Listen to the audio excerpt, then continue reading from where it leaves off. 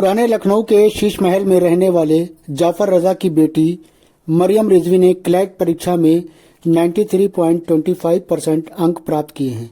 आपको बता दें कि हाई कोर्ट में कार्यरत जाफर रजा की बेटी मरियम रिजवी ने क्लैट की परीक्षा में 93.25% अंक प्राप्त करने के साथ ऑल इंडिया रैंक में 535वां स्थान प्राप्त किया है, जिसके बाद मरियम के घर पर उसको बधाई देने वालों का तांता लगा हुआ है। मेरा नाम मरियम रिजवी है। All India rank 535।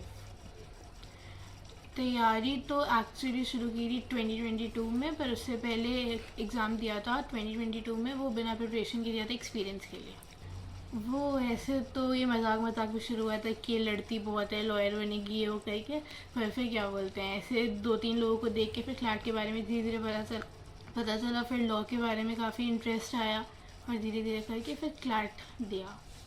तो वैसे ये कि 11-12 में लीगल स्टडीज़ ली थी और उसमें मार्क्स अच्छे आते थे, तो उससे लॉ की तरफ इंटरेस्ट बढ़ा। टोटल अटैम्प्ट्स 119 थे, सिर्फ एक मैथ्स का छोड़ा था, बाकी सारे अटैम्प्ट किए थे।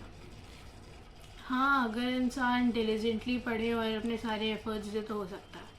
विदाउट कोचिंग भी हो सकता है, सेल्फ स्टडी से, बस कंसिस्टेंसी होनी चाहिए और रोज़ प्रिपरेशन।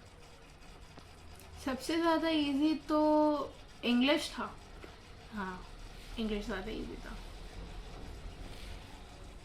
उनके लिए यही एडवाइस है कि इंग्लिश लॉजिकल वगैरह के लिए रोज़ कंसिस्टेंटली प्रैक्टिस करें, और मैथ्स भी रोज़ होनी चाहिए। जब तक कि रोज़ प्रैक्टिस नहीं होगी मैथ्स में पूरा मतलब मैथ्स लाइक डिलीजेंटली जब तक कि सॉल्व नहीं होगी रोज़, तब तक कि नहीं होगा। और जीके का रोज़ मंथली रिविजन करना बहुत ज़रूरी है।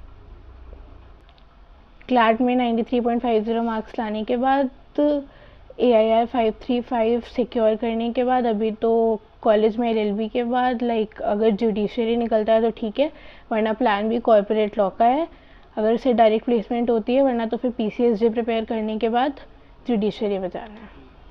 मैं अपने इस अचीवमेंट के लिए अपनी कक्का को थैंक यू बोलना चाहूँगी, जिसका सपोर्ट था मेरे पास, और अपने पेरेंट्स को, और बाकी तो सेल्फ स्टडी था। और हाँ, पेरेंट्स और मेरी फैमिली का सपोर्ट था मेरे पास, और मुझे जो कोचिंग चाहिए थी मुझे वो मिली, और मुझे जो सारी बुक्स या कंटेंट चाहिए था वो सब था मेरे पास, बस।